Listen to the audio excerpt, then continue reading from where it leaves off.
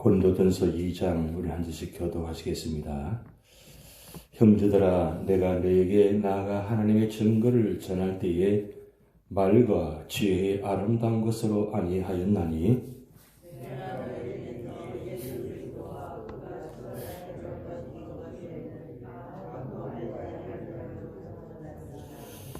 내가 너희 가운데 거할 때 약하고 두려워하고 심히 떨었노라.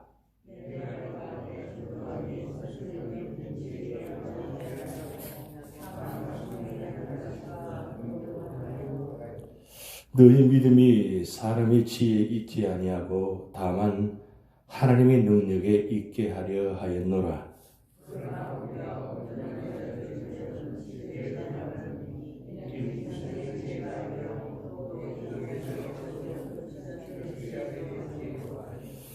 오직 엄밀한 가운데는 하나님의 지혜를 말하는 것으로서 곧 감추어졌던 것인데 하나님이 우리의 영광을 위하여 만세 전에 미리 정하신 것이라.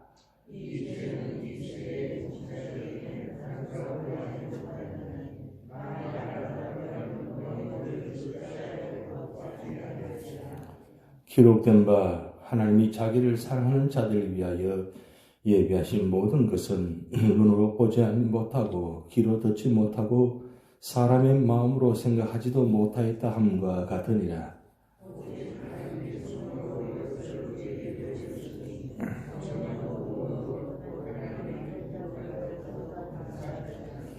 사람의 일을 사람의 속에 있는 영 외에 누가 알리요? 이와 같이 하나님의 일도 하나님의 영 외에는 아무도 알지 못하느니라.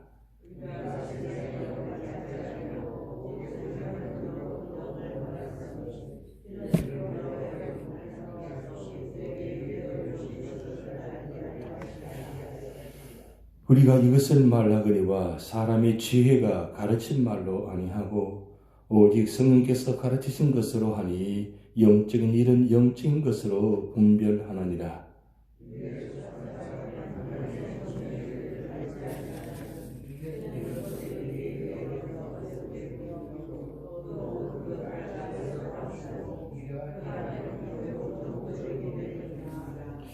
신령한 자는 모든 것을 판단하나 자기는 아무에게도 판단을 받지 아니하느니라.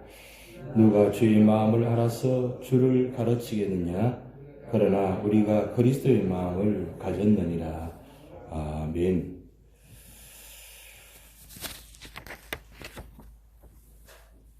속담에 이런 말이 있습니다. 자기 꾀에 자기가 넘어간다는 말. 그걸 사자성어로 자성자박이라고 하죠. 또 다른 말은 자업자득이라고 합니다. 거기에 관한 하는 여호와가 있어서 저 말씀드리려고 합니다. 흥부와 놀부가 염라대왕 앞에 갔습니다. 근데 염라대왕 앞에 가니까 그 염라대왕 앞에 이게 두 가지 물체가 하나 있습니다. 그게 뭐냐면 똥통과 꿀통이 앞에 있습니다.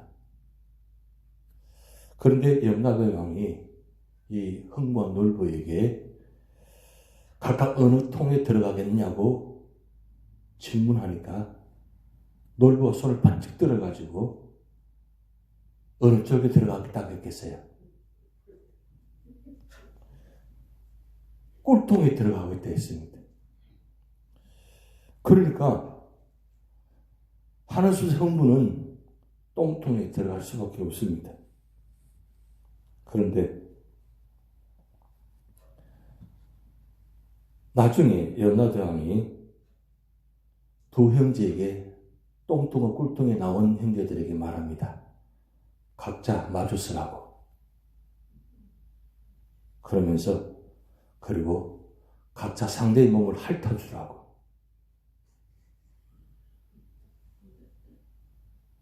그럼 어떻게 돼요? 꿀통에 들어간 놀부는 기가 막힙니다. 그 들어가면 좋을 줄 알고 들어갔는데 결국은 놀부는 하는 수 없이 흥부 그 똥통에 들어온 그 모습을 다 핥아주었습니다. 얼마 후에 흥부와 놀부 아내가 옆나등 앞에 섰습니다. 옆에 흥부, 놀부도 같이 서 있습니다.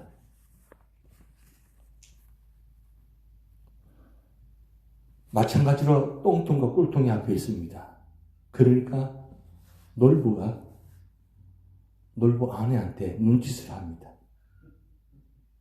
어디를 들어가라고 말할까 했을 것 같아, 눈치를. 똥통에 들어가라고. 왜 자기 꿀통에 들어갔다가 나왔기 때문에 알잖아요.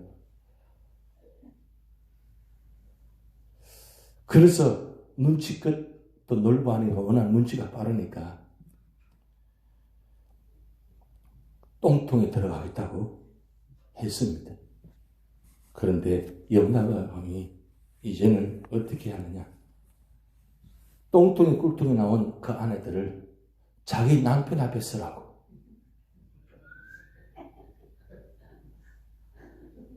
그래서 놀부가 기절했다고 합니다.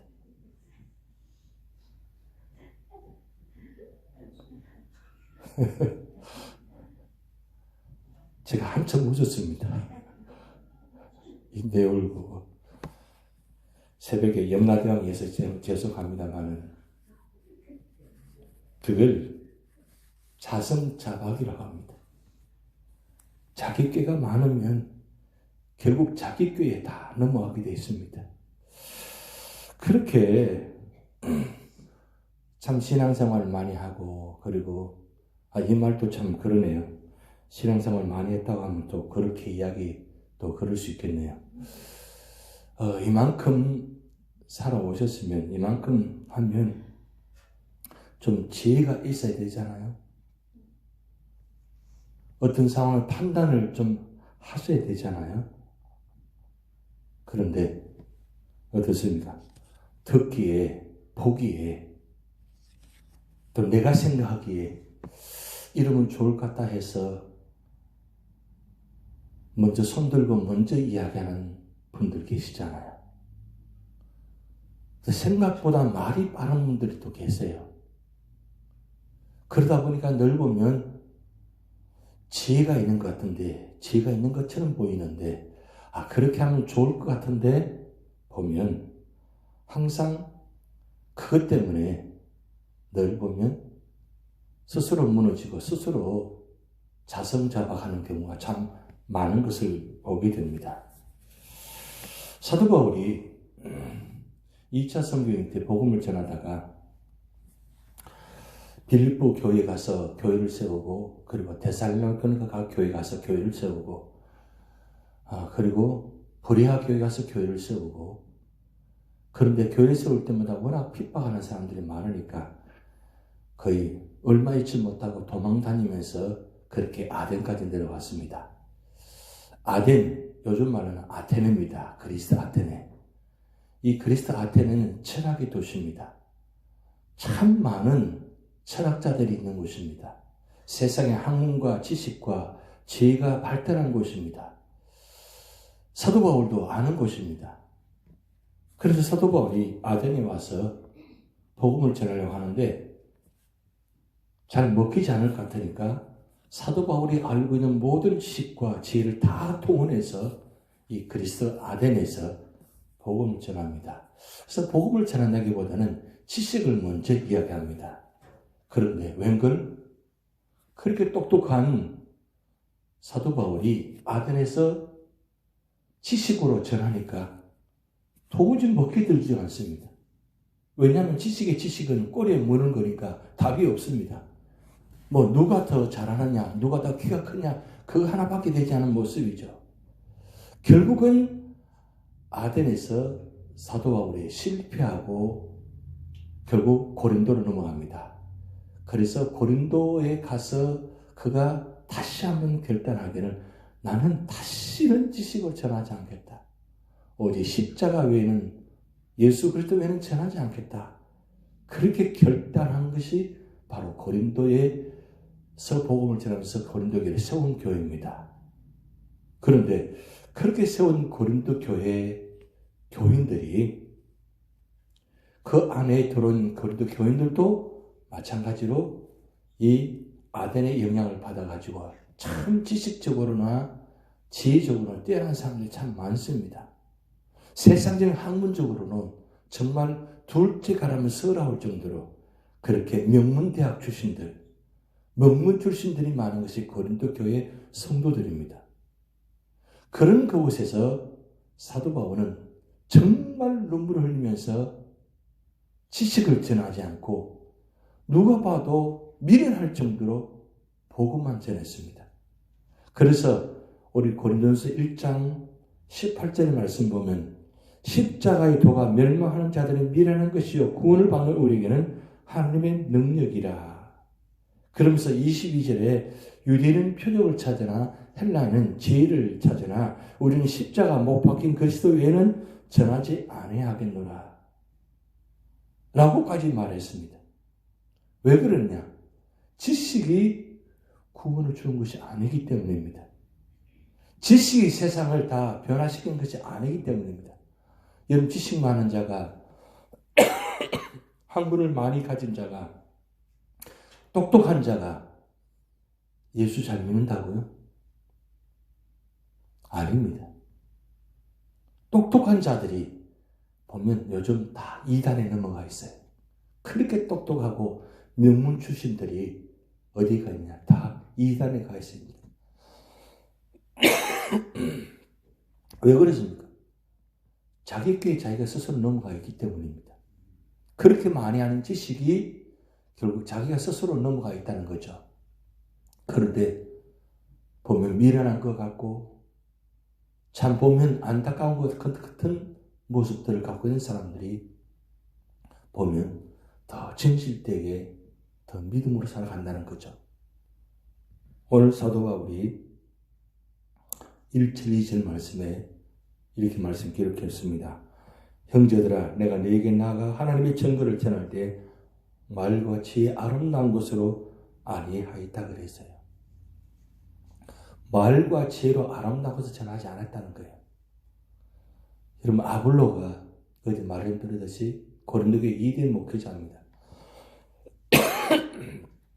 그런 그가 아볼로가 정말 대단하게 말을 잘하는 사람입니다. 그 말을 잘함으로 통해서 많은 사람들이 현혹이 되어서 많은 사람들이 모였던 것입니다. 근데 그런 고린도 교회가 이 현혹된 교인들이 다 떠났다는 거예요. 말로 인해서 말로 모인 사람들이 결국 다 현혹됨으로써 일시적으로 순간적으로 굉장히 아름답고 뭔가 대단한 것 같고 굉장히 잘한 것 같았는데 결국은 그것 때문에 나중에 나가 보니까 아무것도 아니었다는 것을 다시 깨닫고 나니까 다 흩어져 버리는 거죠. 그러니까 결국은 교회는 말로 하는 것이 아니라 결국 복음을 하는 것입니다. 복음, 바로 복음이 무엇일까? 십자가입니다. 다 십자가는 싫어합니다. 십자가는 지기 싫어합니다. 보기도 싫어합니다. 때로는 십자가 우상화된다고 해서 십자가를 내려놓는 것도 있습니다. 그 정도로 십자가가 때로는 우상이 될 수도 있고 때로는 미련해 보일 수도 있다는 것입니다. 그런데 왜 십자가가 중요합니까? 십자가가 바로 우리를 구원하는 자이기 때문입니다. 십자가는 죽는 것입니다. 죽음입니다. 죽음은 다 싫어합니다. 세상 사람들이 다 죽음을 싫어하잖아요.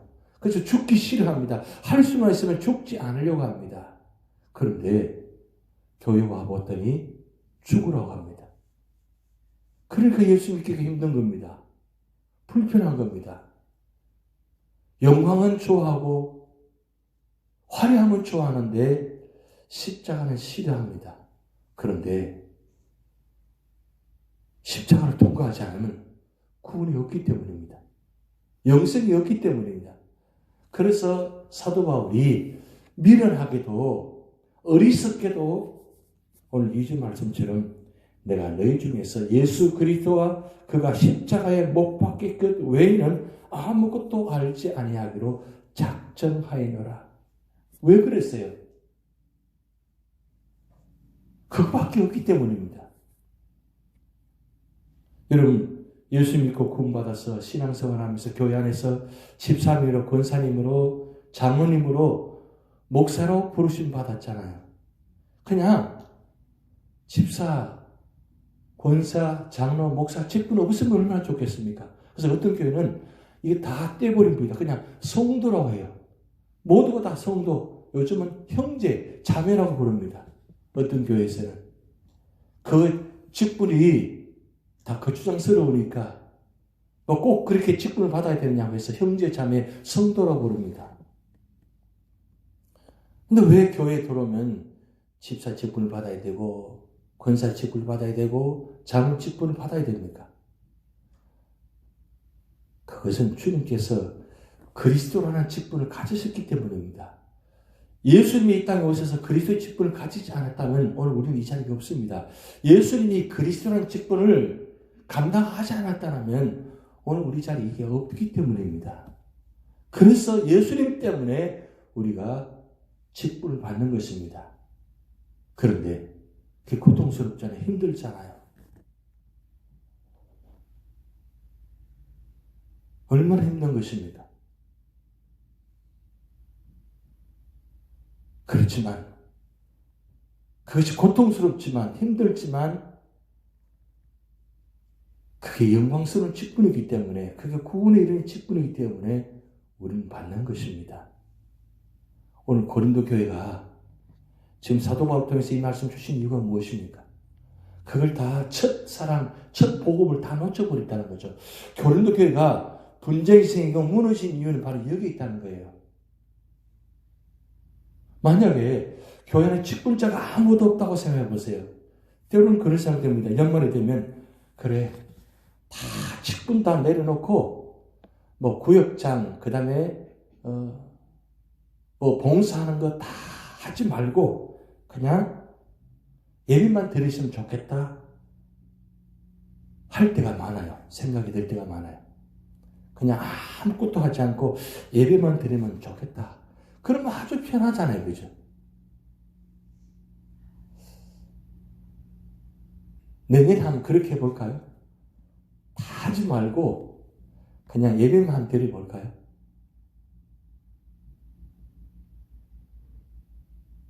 뭐 그것도 굉장히 중요한데 예배에 집중하는 거 그것도 중요합니다.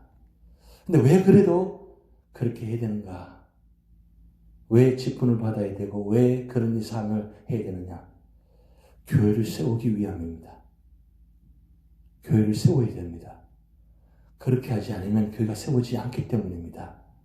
우리 교회가 지금까지 온 것도 그런 헌신과 눈물과 땀이 있었기 때문에 오늘 45주년이 되어진 것입니다. 우연히 되어진 것이 아니에요. 그럼 계속적으로 연결되어지려면 어떻게 돼요? 우리가 이 사명을 감당하셔야만 된다는 거죠. 그래야만 이 교회가 영원히 존재할 수 있다는 것입니다. 결국 십자가입니다. 근데 십자가 때로는 고난이 있고 고통일 수도 있지만 그 고난 속에서 기쁨이 있잖아요. 감사가 있잖아요. 여러분 저도 이 자리에 설 수 있던 것은 십자가 아니면 저는 이 자리에 설 수가 없었기 때문입니다. 목사의 아들이기 때문에 이 자리에 선 것이 아니라 십자가를 통과했기 때문에 제가 이 자리에 서 있는 것입니다. 그래서 힘들어도 고통스러워도 하나님 그래도 십자가를 질 수 있어서 감사합니다. 십자가를 받을 수 있어서 감사합니다. 십자가 밑에 있어서 감사합니다. 그런 은혜가 있잖아요. 축복이 있잖아요. 그래서 어떻게 보면 십자가의 고통에 비하면 사실은 우리가 받은 은혜는 너무 큽니다. 사실은. 너무 소중해요. 그 받은 은혜가, 그 받은 축복이 내가 내 주변의 환경이나 내 삶의 자리에 그런 것, 문제들 비하면 사실은 그 은혜가 더 크기 때문에 오늘도 어쩌면 십자가를 질 수 있기 때문일지 모르겠습니다. 여러분, 그런 은혜. 사도 바울이 그 은혜가 있기 때문에 오늘도 복음을 전하고 그리고 고린도 교회에다 복음을 전하고 설교하고 있는 것입니다. 오늘 우리가 여러 가지 삶의 자리마다 힘들 때가 참 많습니다만 그래도 그것 때문에 우리 삶의 자리를 내려놓지 마시고 십자가의 은혜를 바라보면서 그리고 그 은혜를 통해서 우리가 구원받았다는 것 그리고 우리를 구원의 통로가 되게 하셨다는 걸 기억하시면서 오늘도 믿음으로 승리하시는 여러분 되시기 바랍니다. 다 같이 기도를 하시겠습니다. 하늘에 계신 우리 아버지여 이름이 거룩히 여김을 받으시오며 나라에 임하옵시며 뜻이 하늘에서 이룬 것 같이 땅에서도 이루어지이다. 오늘날 우리에게 일용할 양식을 주옵시고 우리가 우리에게 죄 지은 자를 사하여 준 것 같이 우리 죄를 사하여 주옵시고 우리를 시험에 들게 하지 마옵시고 다만 악에서 구하옵소서. 대그 나라와 권세와 영광이 아버지께 영원히 있사옵나이다. 아멘.